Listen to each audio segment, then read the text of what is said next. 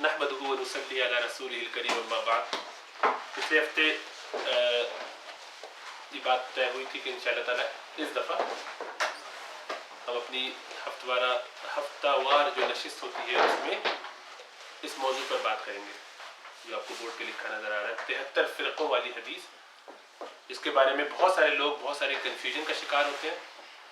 بہت سارے لوگ اس کو اپنے مطلب کے لیے استعمال کرتے ہیں اور کچھ لوگ جن کی فطرت میں کجی ہے خرابی ہے وہ اس کی بنیاد پر بددیانتی کے ساتھ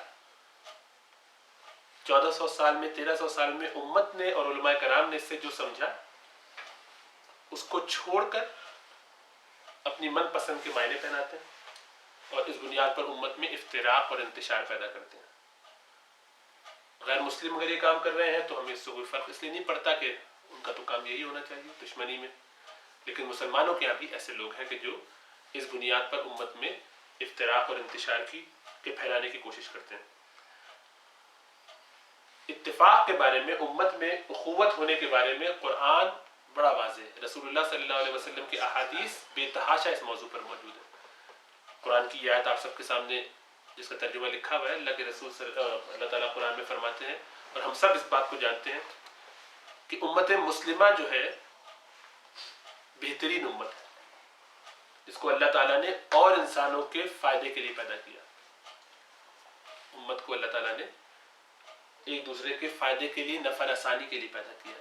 اس امت کو اللہ تعالیٰ نے تمام امتوں سے زیادہ فضیلت اور عزت بخشی ہے. وَلْتَكُمْ مِنْكُمْ أُمَّةٌ كُنْتُمْ خَيْرَ أُمَّةٍ، تم بہترین امت ہو. اللہ تعالیٰ کی سرٹیفیکیشن ہے اس امت کو حاصل. اب سوال یہ پیدا ہوتا ہے اگر اس امت میں 73 فرقوں میں سے 72 فرقے جو حدیث میں آتا ہے، اس حدیث میں ہم بات کریں گے بھی، تو گویا اکثر لوگ جہنم میں چلے گئے، تھوڑے سے لوگ بچے. تو یہ بہتر امت کہاں ہوئی؟ ایک سوال تو یہ ہے بڑا تھا. جب قرآن ہمیں یہ سمجھاتا ہے کہ تم بہترین امت ہو اور امت کو اللہ تعالیٰ نے بڑی فضیلت عطا فرمائی، تو یہ بات ذرا فٹ نہیں بیٹھتی اگر اس کی انڈرسٹینڈنگ اس کے مطلب وہی ہے جو ہم سمجھتے ہیں کہ 73 فرقوں میں سے 72 جہنم میں ایک جنت میں. تو بظاہر ایسا محسوس ہوتا ہے کہ میجورٹی تو جہنم میں جا رہی ہے. تو وہ امت کیا فضیلت والی امت ہے کہ جس کی میجورٹی جہنم میں چلی جا رہی ہے؟ ایک سوال یہ ہے اور یہی زیادہ بڑا مسئلہ ہے. پھر دوسرا سوال یہ کہ اگر ایسی ہی بات ہے تو اس کا تعین کیسے ہوگا کہ وہ فرقہ ناجیہ، طائفہ منصورہ، کہ وہ گروپ جو کامیاب ہے، جو نجات دہندہ ہے، وہ کون سا گروپ ہے؟ اس بات کو اپنے اوپر چسپاں کرنے کے لیے ہر گروہ کوشش کرتا رہتا ہے. ہر گروہ یہ کوشش کرتا ہے کہ ہم ہی وہ فرقہ ہے یا وہ فرقہ یا گروپ ہے کہ جو کامیاب ہے، باقی تمام لوگ باطل پر ہیں، گمراہ ہیں، گناہگار ہیں، ادھر ہیں ادھر. اللہ تعالیٰ نے فرقے سے ہمیں روکنے کی کوشش کی ہے. فرمایا کہ جو جمعے کے خطبے میں اکثر پڑھا جاتا ہے کہ تم میں سے کوئی بھی آپس میں افتراق نہ کرے، انتشار نہ کرے. صحیح ہے نا؟ کہ یا ایھا الذین آمنوا اتقوا اللہ، اللہ سے ڈرو اے ایمان والو، حق تقاتہ، جیسا ڈرنے کا حق ہے، ولا تموتن، اور تم میں سے کوئی ہرگز نہ مرے، الا وانتم مسلمون، ہاں مگر اس حال میں کہ وہ ایمان والا ہو، یعنی مسلمان ہو، حکم کو ماننے والا، تابع فرمان ہو اللہ تعالیٰ کا.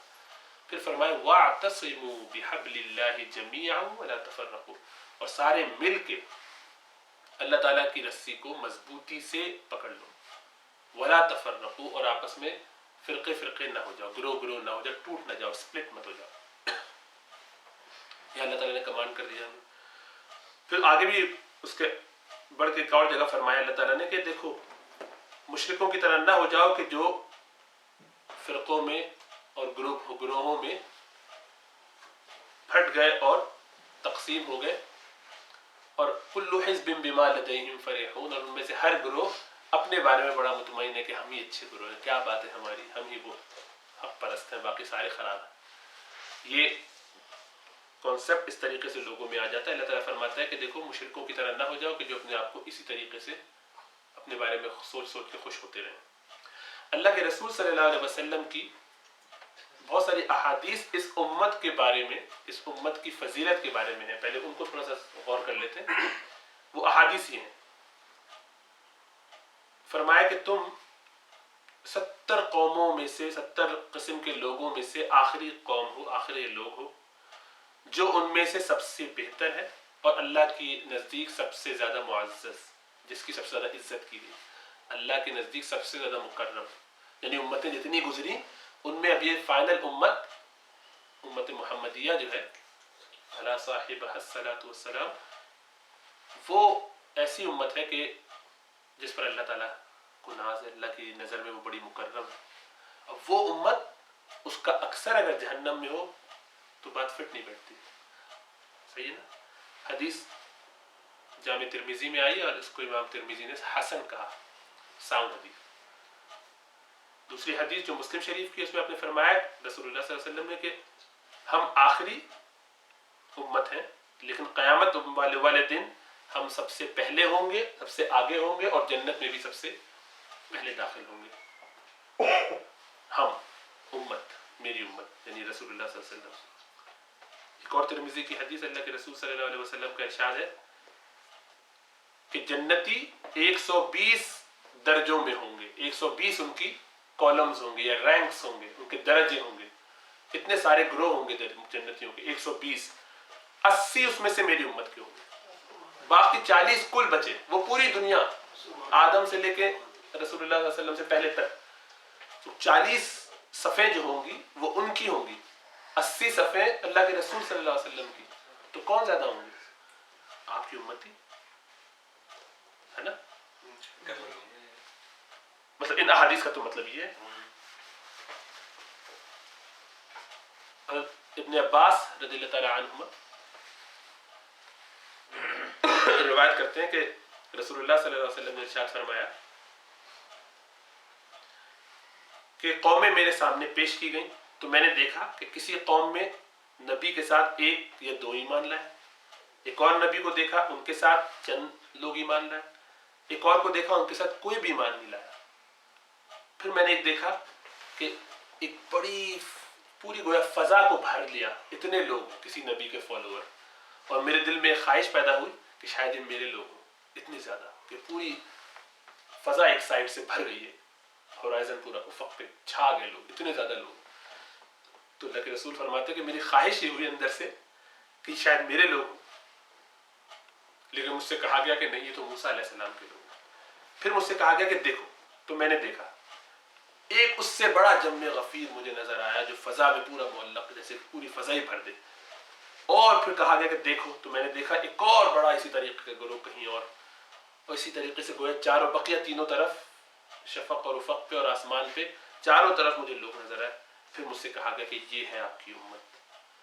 فرمایا کہ ان میں سے 70,000 تو ایسے ہیں جو بغیر حساب کتاب کے جنت میں جائیں گے. یعنی انسانوں میں 70,000 بغیر حساب کتاب کے جنت میں جائیں گے. یہ آپ کی اتنی بڑی امت ہے جس کی اتنی فضیلت ہے، اور ان میں سے کتنے اور آگے درجوں میں پڑھنے والے ہیں. اور ایک اور روایت اس حدیث کی ایسی ہے جس میں اشارہ اس طرح فرمایا کہ اللہ کے رسول صلی اللہ علیہ وسلم نے، میں نے اللہ تعالیٰ سے دعا کی کہ یا اللہ ان کو بڑھا دے، تو اللہ نے ان کو بڑھا دیا. پھر کہا کہ ہر 1000 کے ساتھ ایک 70,000 اور. پہلے 70,000 تھے، تو ہر 70,000 مطلب ہر 70,000 میں سے ہر 1000 کے ساتھ ایک 70,000 اور لگا دو. تو وہ کتنے بنے یہ کیلکولیٹ کیا ہے ہمارے دوست ہیں ابو عالیہ، ان کا یہ ان کی کیلکولیشن ہے.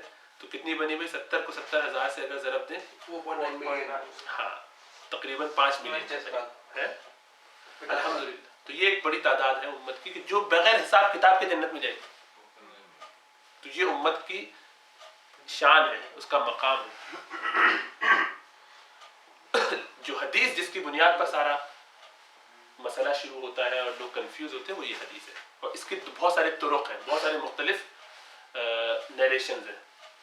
اور اگرچہ کچھ علماء کو ان کی صحت کے بارے میں اعتراض ہے، کچھ کا خیال ہے، کچھ لوگ ان پہ تنقید کرتے ہیں کہ یہ حدیث بالکل صحیح نہیں ہے، اس میں کچھ ضعف ادھر ہے، کسی روایت میں یہ ضعف یہاں ہے. لیکن چونکہ کثرت طرق کی وجہ سے، یعنی بہت ساری حدیثیں مختلف طریقوں سے اس موضوع پر آ گئی ہیں، تو یہ ساری ایک دوسرے کو ہیلپ کرتی ہیں، پوٹینشیٹ کرتی ہیں، اسٹرینگتھن کر دیتی ہیں. اس وجہ سے ایز اے ہول امت نے ان حدیث کے مفہوم کو، اس مفہوم کو قبول کیا ہے اور کہا کہ یہ حدیث درجہ حسن میں ضرور ہے.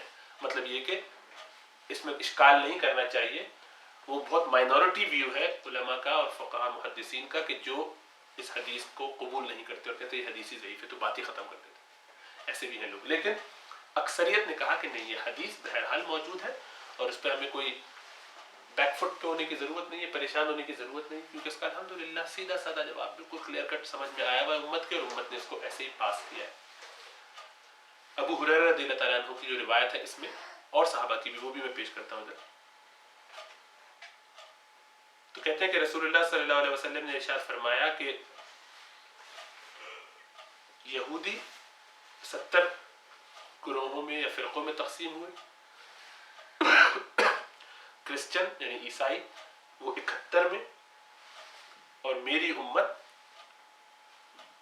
73 میں، نہیں 70 میں، 71 72 اور 73. ایک روایت میں 70 آیا، ایک میں 72 آیا، ایک میں 71 کے ساتھ نمبر آیا اور 72 اور 73. مطلب یہ کہ امت جو ہے اس طریقے سے، وہ لفظ جو ہے اس کے کبھی کبھی بدع کا لفظ استعمال اگر کیا جائے تو وہ اوپر ہو جاتا ہے ورنہ نیچے. تو بہرحال الفاظ مختلف ہیں مختلف روایتوں میں، لیکن جو حدیث زیادہ زور سے پیش کی جاتی ہے اس میں یہی ہے کہ میری امت 73 فرقوں میں تقسیم ہوگی. یہودی 71 میں ہوئے، عیسائی 72 میں، اور میری امت 73 فرقوں میں تقسیم ہوگی. فرمایا کہ تمام کے تمام ان میں سے جہنم جائیں گے الا واحد، ایک گروہ کے سوا. پھر فرمایا کہ وہ ایک گروہ، دوسری روایت میں کہ وہ کون لوگ ہیں، ایک روایت میں فرمایا کہ وہ سواد اعظم ہے، بڑا گروہ ہے، اور ایک دوسری روایت میں فرمایا کہ ما انا علیہ و اصحابی، وہ جو میرے طریقے پر ہوں یا اور میرے صحابہ کے طریقے پر ہوں، وہ جو میرے اور میرے صحابہ کے طریقے پر ہوں. حضرت معاویہ رضی اللہ تعالیٰ عنہ کی حدیث، حضرت عبداللہ بن عمر رضی اللہ تعالیٰ عنہما کی روایت فرماتے ہیں کہ بنی اسرائیل 72 فرقوں میں بٹے، میری امت جو ہے وہ 73 فرقوں میں بٹے گی، سب جہنم میں جائیں گے سوائے ایک کے. پوچھا کون؟ تو یہ وہ حدیث ہے کہ ما انا علیہ و اصحابی، جس پر میں اور میرے صحابہ ہیں. ٹھیک ہے، تو یہ ہے وہ حدیث جس کی کثرت ہے، اچھی خاصی روایت اس موضوع پر موجود ہے، اس لیے پریشانی کا مسئلہ نہیں. حدیث کی سند انشاءاللہ تعالی حسن کے درجے میں کم از کم ہے، اور اس طرح سے مسئلہ یہ کلیئر ہے. ایسی کوئی بات نہیں کہ یہ حدیث کو اس کو ضعیف کہہ کے رد کیا جائے. تو ایک طرف یہ حدیث ہے، دوسری طرف یہ بات ہے کہ امت بڑی مکرم ہے، بڑی معزز ہے، اکثر ان میں سے جنتیوں میں ہوں گے اور جنتیوں میں سے بڑی تعداد ان کی ہوگی. تو یہ بات ذرا سی کانٹرڈکٹری لگتی ہے اور کنفلکٹنگ لگتی ہے. جو مسئلہ پیدا ہوتا ہے وہ اس وجہ سے، ایک گروہ کی رائے یہ ہے کہ جو اس میں فرمایا میری امت، یعنی جو فرمایا کہ 73 فرقے ہوں گے، تو اس کا مطلب یہ ہے کہ تمام دنیا میں جتنے لوگ ہیں ان سب کی بات ہو رہی ہے، مسلمانوں کے علاوہ اور ان کے علاوہ جو کفار ہیں، غیر مسلم ہیں، ان سب کی بات ہو رہی ہے. تو اس طریقے سے اگر دیکھے جائیں گے تو مختلف گروہ قبیلے بن جائیں گے، لیکن یہ بات بھی دل کو لگتی نہیں، کیونکہ الفاظ یہ ہیں میری امت، اور اس کے مقابلے میں اللہ کے رسول صلی اللہ علیہ وسلم یہود و نصارہ کا تذکرہ کر چکے. اس کا مطلب یہ کہ اس وقت آپ یہود و نصارہ کو اپنی امت دعویٰ میں شامل نہیں کر رہے، کیونکہ ایک امت دعویٰ ہوتی ہے اور ایک امت اجابہ. امت دعویٰ وہ ہے کہ جس کو دعوت دی جائے گی، اب اس نے قبول نہیں کی، اور امت اجابہ وہ ہے کہ جنہوں نے قبول کر کے جواب دے دیا، یعنی ایکسیپٹ کر لیا دین، تو مسلمان ہو. اگر سب کو ایک ساتھ ملائیں گے تو بات اس لیے نہیں جچے گی کہ اللہ کے رسول صلی اللہ علیہ وسلم کے الفاظ یہ ہیں کہ میری امت، میری امت، اور اس سے پہلے یہود و نصارہ کا تذکرہ ہو چکا. اس کا مطلب یہ ہے کہ یہ ہو رہی ہے بات مسلمانوں کی. مسلمانوں کے بارے میں یعنی یہ بات ذہن میں رہنی چاہیے کہ یہ جو ہم فرقوں کی جتنی بات کر رہے ہیں، یہ سارے فرقے مسلمانوں میں ہوں گے. صحیح ہے، تو مسلمانوں کے فرقوں کی بات ہو رہی ہے. اچھا، ایک اس میں مسئلہ یہ ہے کہ کیا یہ 73 کا مطلب گنتی کے حساب سے 73 ہی فرقے ہیں؟ تو بڑے بڑے ائمہ پہلے گزرے ہیں جنہوں نے اس کو باقاعدہ جمع کرنے کی کوشش کی. جیسے وہ جمع کرتے، کتاب ابھی مکمل نہیں ہوتی تھی، چند اور فرقوں کا پتہ چل جاتا. اگلا بندہ آ کے پھر لکھتا تھا کتاب اور کہتا تھا کہ آپ نے جو 73 بنائے تو میرے پاس 100 بن گئے، یہ 25 اور یہاں سے آ گئے، 15 وہاں سے آ گئے، اطلاع ملتی جا رہی نئے نئے گروہوں کی۔ تو اگر حساب لگایا جائے تو امام شہرستانی ایک ہیں، انہوں نے اپنی کتاب الملل والنحل ہے، اس کے اندر انہوں نے، یہ 3ری صدی 4تھی صدی ہجری کے ہیں، اس میں انہوں نے اس وقت لکھے تھے تقریباً 250-300 فرقوں کے نام جو بن چکے تھے مسلمانوں کے اندر۔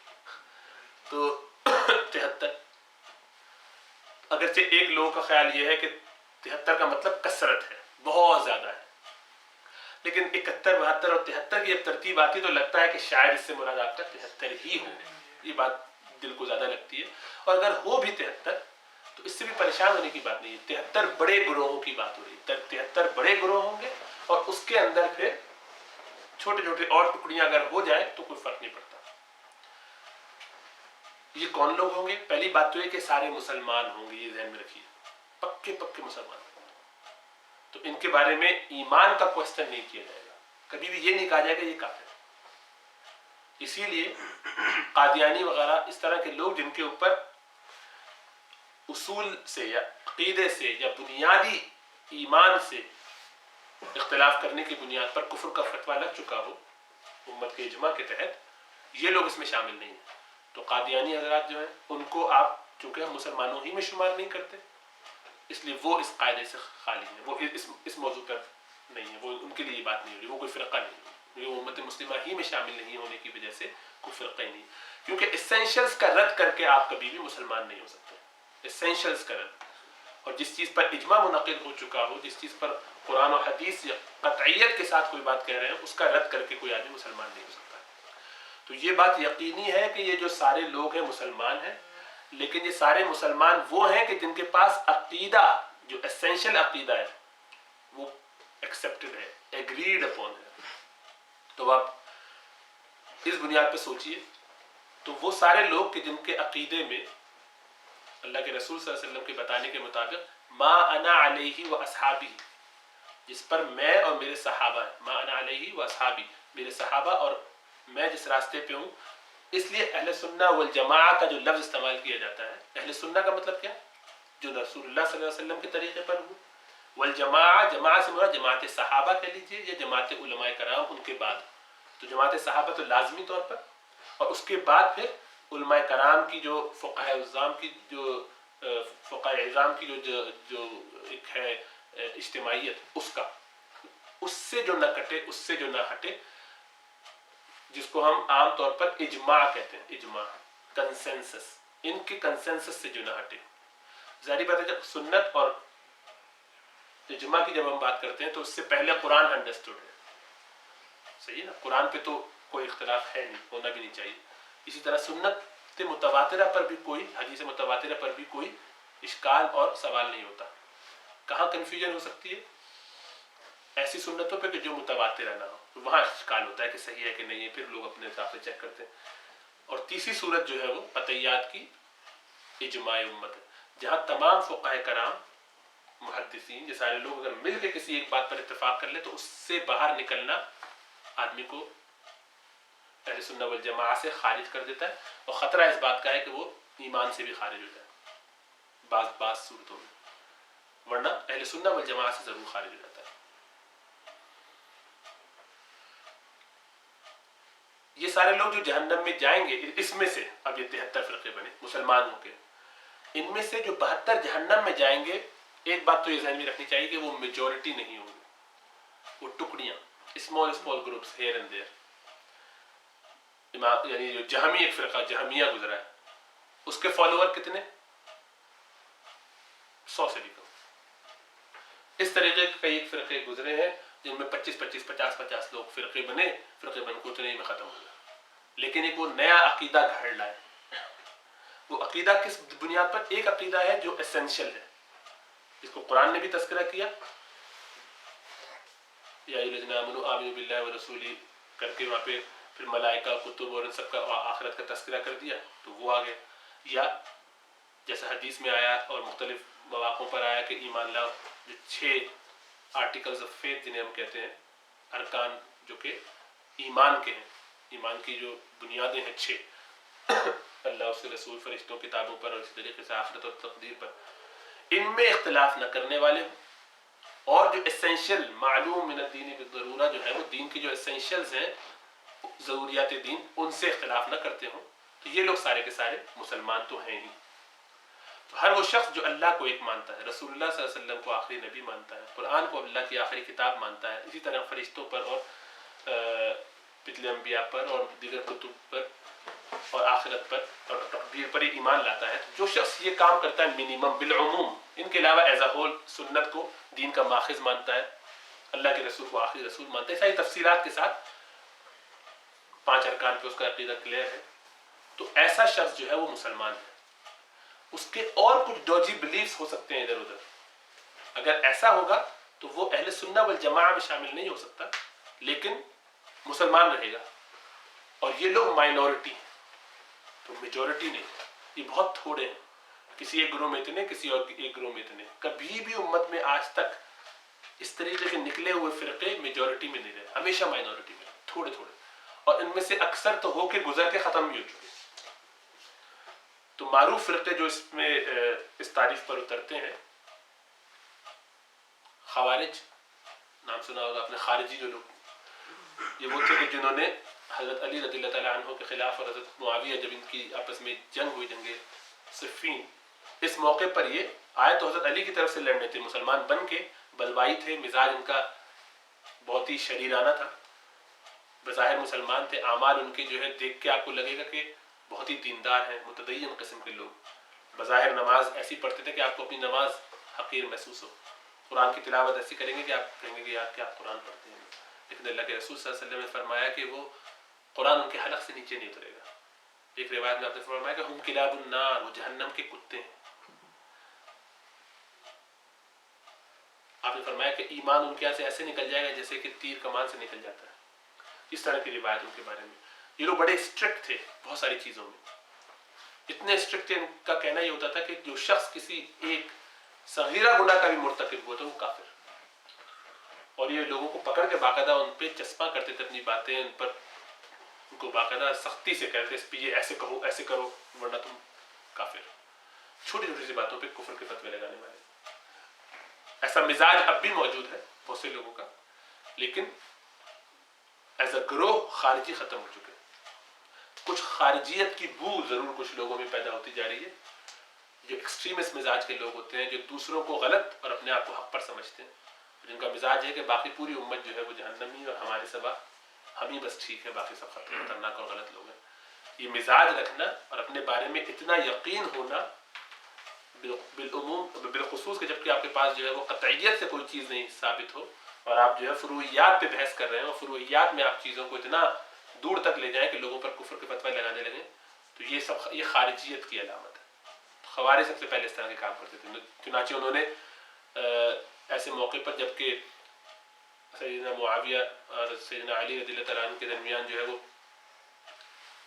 معاہدہ بنا اور یہ بات ہوئی کہ چلو لڑائی بند کرتے ہیں اور حکمین پیدا کر لیتے، بنا لیتے ہیں، ایک تو اپنی طرف سے ایک بندے کو انٹرمیڈیری بناؤ، میڈیٹ کرنے کے لیے ایک ہم بناتے ہیں، پھر یہ 2 لوگ بیٹھ کے فیصلہ کریں، جو یہ کہیں گے ہم اس کو مان لیں گے۔ تو انہوں نے اس وقت نعرہ لگا دیا کہ لا حکم الا للہ، لا حکم الا اللہ، یا لا حکم الا للہ، اللہ کے سوا جو ہے وہ کسی کے لیے حکم نہیں، اس حکومت یا فیصلہ کرنے کا حق اور اس کا جو ہے وہ یہ منصب صرف اللہ تعالیٰ کا ہے، آپ نے انسانوں کو کیسے اس میں حکم بنا لیا بیچ میں۔ اور اس بنیاد پہ انہوں نے کہا کہ سیدنا علی کو کہ آپ نے چونکہ عبادت سے قبول کر لی، ایک انسان کو اپنے اوپر حاکم بنانا تیار قبول کر لیا، انٹرمیڈیری بنانا قبول کر لیا، اس کا فیصلہ بنا لیا، حکم قبول کر لیا آپ نے، تو آپ جو ہے وہ کافر ہوئے، نعوذ باللہ۔ اسی طریقے سے معاویہ کو کہا کہ آپ نے بغاوت کی حضرت علی سے، لڑائی کرنے آپ آئے خلیفہ کے خلاف، یہ بھی گناہ ہے، کافر ہوا۔ اتنے پرتشدد لوگ تھے۔ حضرت علی سے پھر ان کی باقاعدہ جنگ ہوئی، جنگ نہروان، جو بعد میں اور حضرت علی نے ان کو پھر شکست دی، لیکن اس سے پہلے ان سے باتیں بھی کی، ان کو سمجھانے کی کوشش بھی کی، لیکن جب لڑائی کے بعد لوگوں نے پوچھا، ان کو شکست ہوئی، تو حضرت علی سے رضی اللہ تعالیٰ عنہ لوگوں نے پوچھا کہ آپ یہ کون لوگ تھے؟ کہ یہ کافر تھے؟ فرمایا کہ نہیں، یہ مسلمان تھے، کفر سے تو وہ بھاگتے تھے۔ اور اس طرح کی ایک لمبی روایت ہے کہ اس میں کئی سوالات لوگوں نے کیے کہ یہ منافق تھے، نہیں منافق اللہ کو کم یاد کرتے ہیں، تو اللہ کو یاد کرنے والے لوگ تھے۔ تو کیا تھا؟ تو بتایا انہوں نے کہ بھائی ہمارے بھائی تھے، یعنی مسلمان تھے، لیکن ہمارے خلاف تلوار اٹھا رہے تھے، اس لیے کہ انہوں نے کلمہ حق کو، بات تو حق ہے کہ اللہ کے حکم کے علاوہ کسی کا حکم نہیں چلے گا، لیکن اس کا استعمال کرنے سے مقصود غلط لیا، یعنی اس کو سمجھے نہیں، اس کے مفہوم کو نہیں سمجھے، اس کا مطلب کیا ہے، اور غلط جگہ اس کو چسپاں کر کے، غلط جگہ اس کو لگا کے انہوں نے فتنہ اندازی کی اور فتنہ پردازی کی۔ کئی مسلمانوں کو شہید کیا، قتل کیا دنیا پر، کہ چھوٹے سے گناہ میں اگر پڑا ہوا دیکھا کسی کو تو بس تلوار نکال کے فارغ کر دیا۔ ایسا مزاج تھا ان کا، بہت ہی خارجی مزاج۔ یہ جو ہے کچھ لوگوں میں ہے اب بھی، لیکن ایز اے گروہ یہ گروہ ختم ہو گیا۔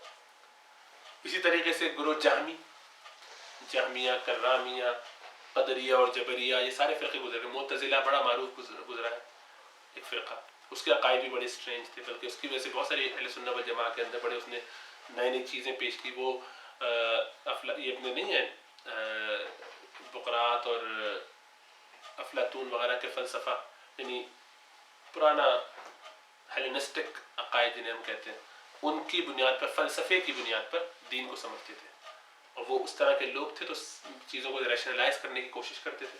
آج بھی بہت سے لوگ اس مزاج کے ہیں، چیزوں کو ریشنلائز کرتے ہیں، سائنس پہلے، قرآن اور یا دین کی اگر بات سائنس سے ٹکرائے گی تو ہم قرآن میں تعویل کر لیں گے، سائنس تو حق ہے۔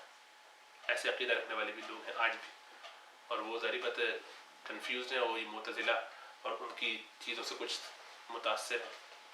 خیر ایسے لوگ، یہ بھی فرقہ تھا، انہوں نے بہت ساری باتیں نئی نئی نکالی دین میں، اور ان کے عقائد باقاعدہ لکھے ہوئے تفصیل کے ساتھ، اور عقیدے کی کتاب کلاس ان شاء اللہ تعالیٰ کبھی جب کریں گے تو اس میں پڑھیں گے اس کو تفصیل سے۔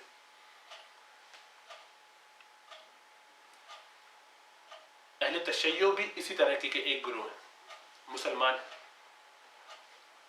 ان میں بہت سارے گروہ اپنے، اور ان میں سے ہر گروہ میں اور فردر قسمیں بھی ہیں۔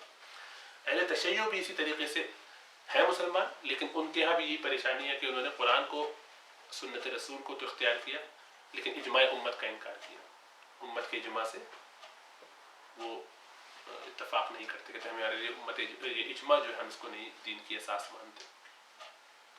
اور ان کے آپ کو پتہ ہے کہ صحابہ کے بارے میں ان کا جو عقیدہ، بہت ساری باتیں وہ کہتے ہیں، وہ ان کو اہل سنت والجماعہ سے باہر کر دیتی ہیں۔ اور اسی طریقے کے بہت سے گروہ پہلے گزرے۔ اچھا یہ جو گروہ سارے گزر گئے ہیں، 73 تھے یا 73 سے زیادہ تھے یا کم تھے، بہرحال وہ گزر گئے، کچھ ابھی بھی موجود ہیں۔ اب رہے وہ گروہ جو یہاں موجود ہیں آج کے زمانے میں، جو ان کو فرقے نظر آتے ہیں بظاہر، اب ان کا کر کے نام بتائیں آپ کے حساب سے، کوئی فرقہ ہے تو بتائیے کوئی نام، آپ کس کو سمجھتے ہیں؟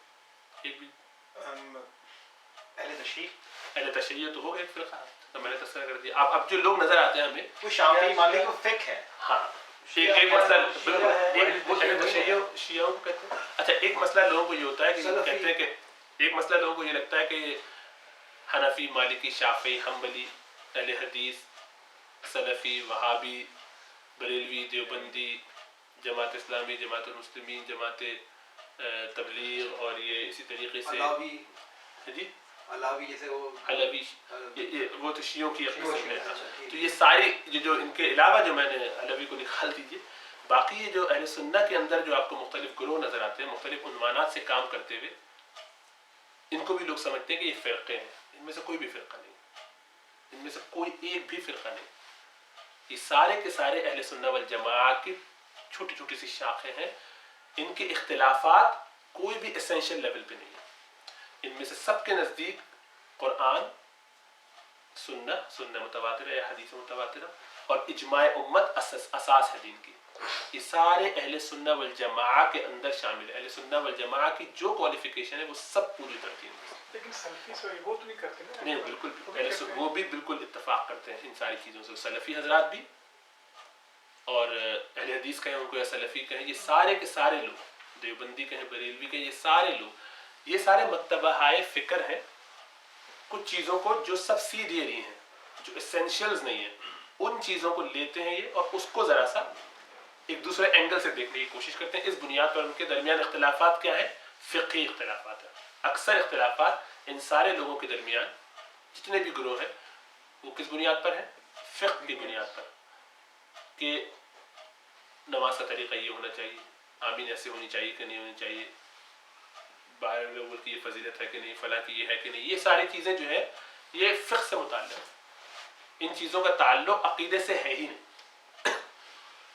چونکہ یہ عقیدے سے اور عقائد سے ان باتوں کا تعلق نہیں ہے، عامی زور سے کہنا یا نہ کہنا، اس لیے یہ کبھی بھی یہ فرقوں میں نہیں تقسیم ہوگی، کیونکہ یہ اصول پہ تو اختلاف ہے ہی نہیں، اور فروعیات میں ہے، اور اصول میں اتفاق کرتے ہیں سارے کے سارے.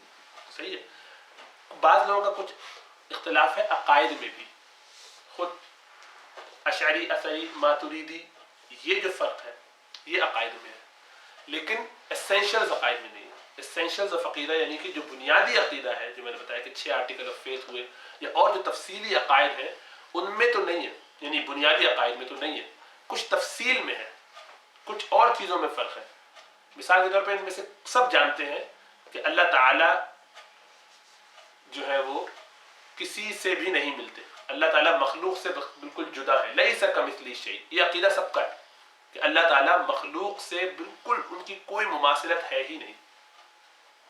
وہ سمیع البصیر، لیکن وہ سنتے بھی ہیں اور دیکھتے بھی ہیں. اب سوال یہ ہے، پھر قرآن کی بعض آیتیں جب کہتی ہیں کہ الرحمن علی العرش استوى، رحمان جو ہے وہ مستوی عرش ہے، بیٹھے ہیں، یا کیا کہنا چاہیے، اردو میں ترجمہ کرنا بڑا مشکل ہو جاتا ہے. مستوی ہونا مطلب برابر ہونا، تو وہ تخت پر ہے رحمان، اللہ تعالیٰ کو رحمان جو ہے وہ تخت پر ہے، مستوی.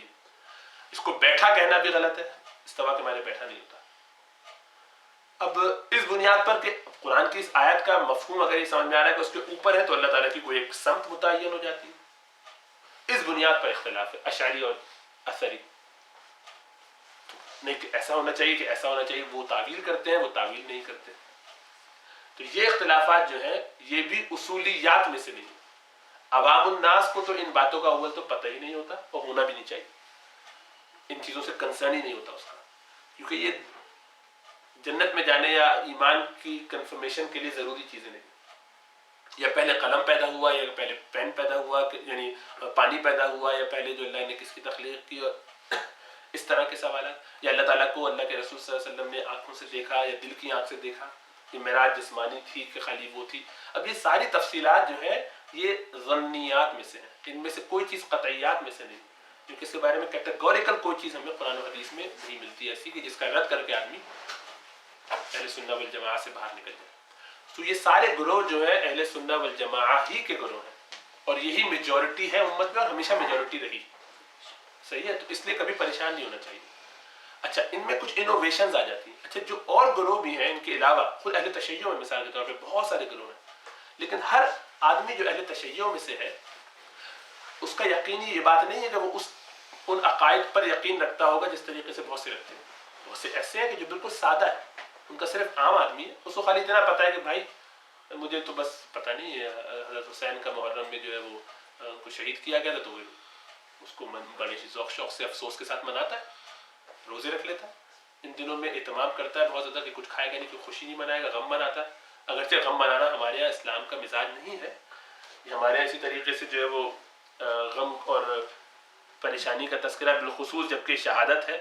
افسوس ضرور ہے کہ واقعہ بہت خطرناک ہوا، امت کے ساتھ یعنی ان کے ساتھ بڑا ظلم ہوا، لیکن یہ کوئی بنیاد نہیں ہے کہ جس کی بنیاد پر آج تک ماتم مناتے رہے. امت کے اندر ماتم کا کوئی تصور نہیں اس طریقے سے. بہرحال تو وہ، لیکن عام آدمی کو ہو سکتا ہے ان کی بہت ساری ڈیٹیل عقائد کا پتہ ہی نہ ہو، اور اکثر کو نہیں ہوتا. اس لیے وہ شخص بھی اس سے مستغنی ہوگا. بھی اس پہ میں آتا ہوں کہ کیسے اس کو اسکالرز ایکسپلین کرتے ہیں.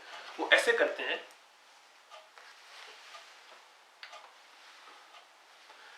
کہ 4 گروہ ہیں، 4 قسم کے لوگ پائے جاتے ہیں. بعض تو پورے وہ لوگ ہیں کہ جنہوں نے نئی چیزیں دین میں ایجاد کی ہیں، بدعات کی ہیں، یا عقائد میں نئی خرافات لے کر آئے. جیسے میں نے بتایا خوارج نے جو نئی باتیں نکالی، یہ ظاہری بات ہے خلاف سنہ، خلاف دین ہے.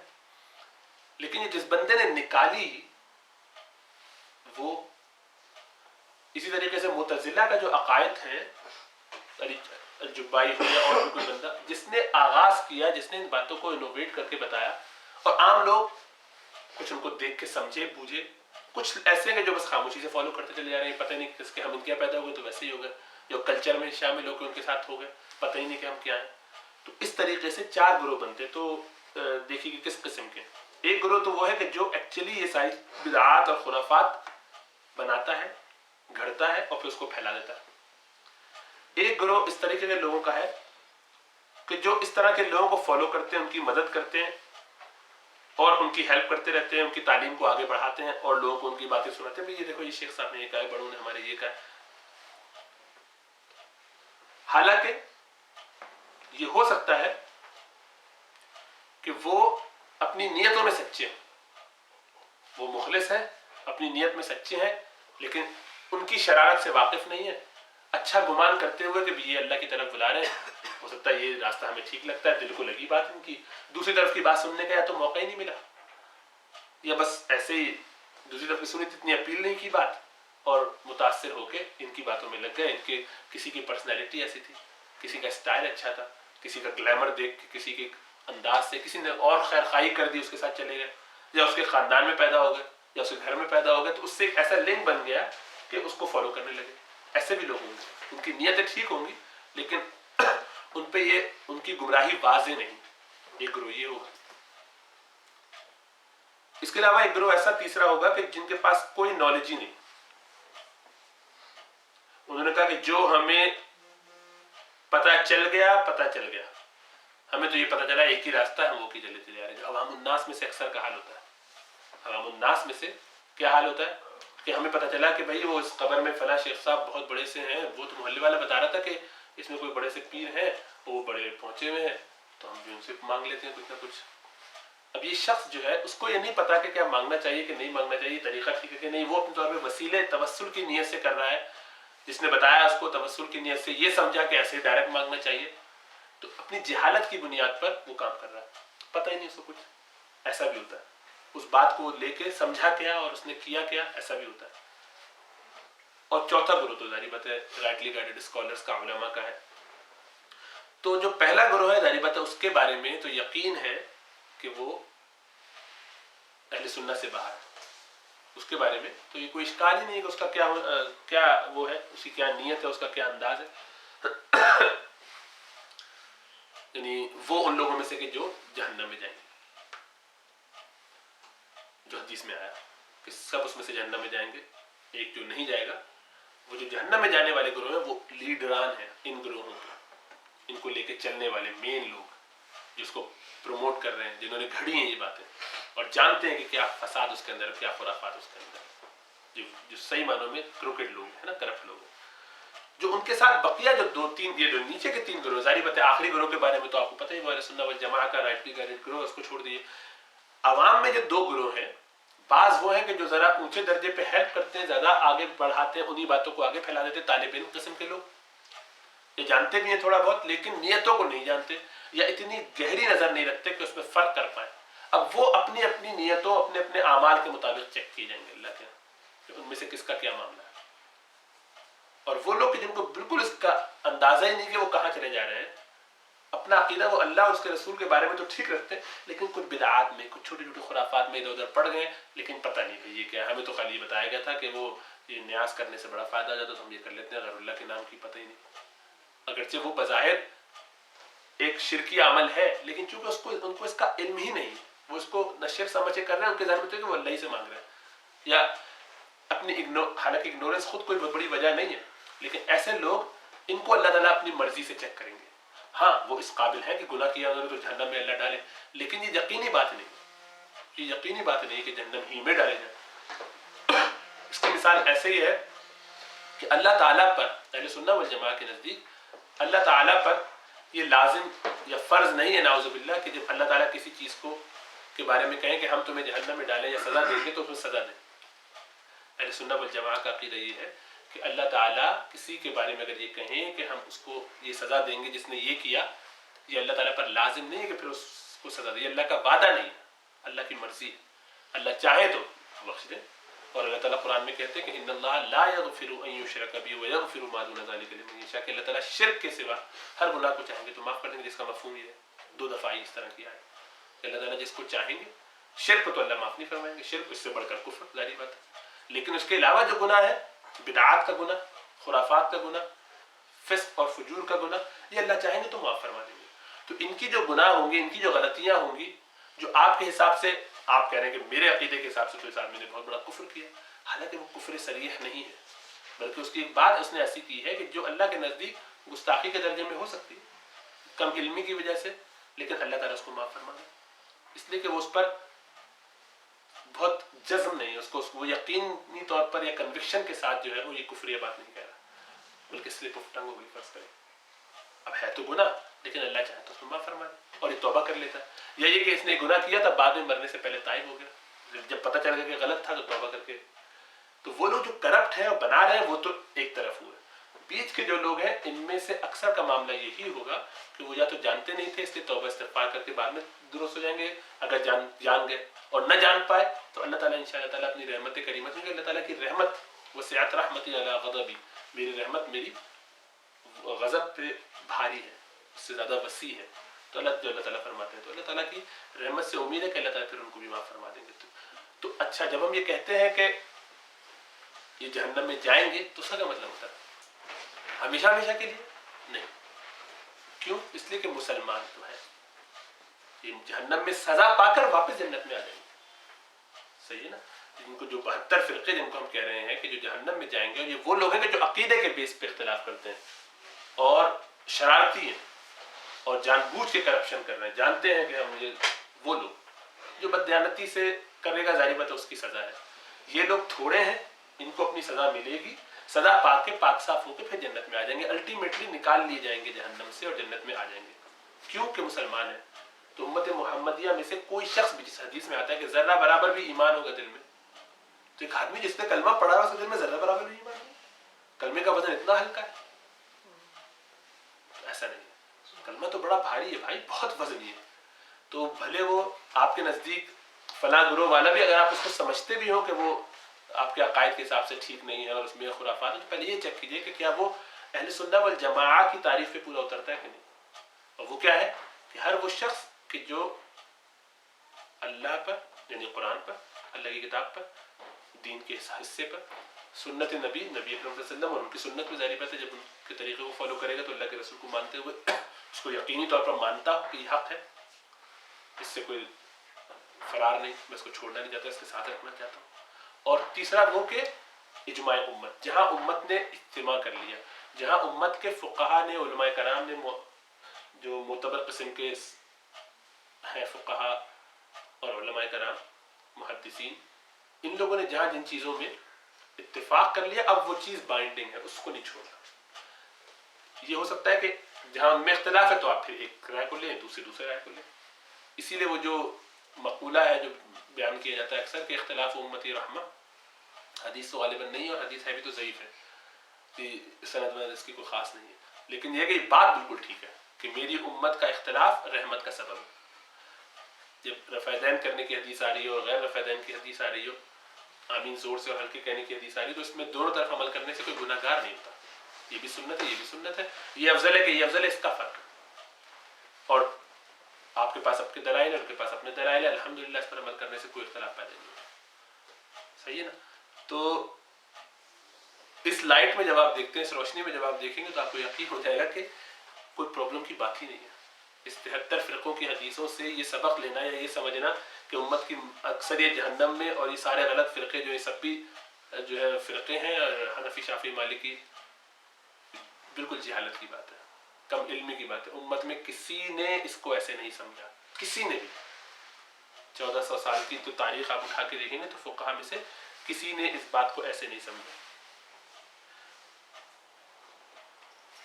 یہ جو بات میں کہہ رہا ہوں اس کی کچھ دلیل یہاں پہ امام خطابی ہیں، بہت بڑے امام، ان کی معالم السنن جو کتاب ہے اس میں کہتے ہیں معالم السنن کہ میری امہ جو 73 فرقوں میں تقسیم ہوگی تو یہ انڈیکیشن ہے، کہتے ہیں امہ، میری امت کہنے سے یہ اس طرف اشارہ کرتی ہے کہ یہ لوگ اسلام سے باہر نہیں ہیں، آپ کی امت میں سے، امت اجابت میں سے، جن لوگوں نے دین قبول کیا ان میں سے. جب قبول کر لیا تو مسلمان ہوں گے، شامل ہوں گے اس میں. امام بحقی کہتے ہیں کہ اس بات سے یہ سمجھنا چاہیے، امام بحقی میں بڑے محدث گزرے، کہ ان کو جو جہنم میں پھینکا جائے گا تو ہمیشہ ہمیشہ کے لیے نہیں، for a while, for some time, not for eternity, ہمیشہ ہمیشہ کے لیے نہیں. صحیح ہے نا؟ کیونکہ رسول اللہ صلی اللہ علیہ وسلم نے فرمایا کہ میری امت، کیونکہ یہ ایمان والے ہیں، کفر پہ نہیں ہے. حالانکہ وہ افتراق کر رہے ہیں, حالانکہ وہ باہر نکل رہے ہیں, لیکن ایمان وہ رکھتے ہیں, بنیادی عقائد ان کے ٹھیک ہیں اللہ اور رسول پر اور کتاب پر. امت کو یعنی اسی طریقے سے سمجھنا چاہیے. اور یہ فتویٰ ایک جو سعودی عرب کی جو ہے اور اس طرح کے بڑے بڑے اداروں کا جو فتاویٰ ہے, تو شیخ عبداللہ بن باز جو ہے, شیخ عبداللہ بن باز, ان کا یہ فتویٰ, ان کی یعنی پوری شورا کا, پوری کمیٹی کا, کہتے ہیں کہ یہ مبتدی قسم کے لوگ ہوں گے, ان کی بدعات یہ کر رہے ہوں گے, لیکن یہ بدعت ان کو جو ہے دین سے باہر نہیں نکالے گی.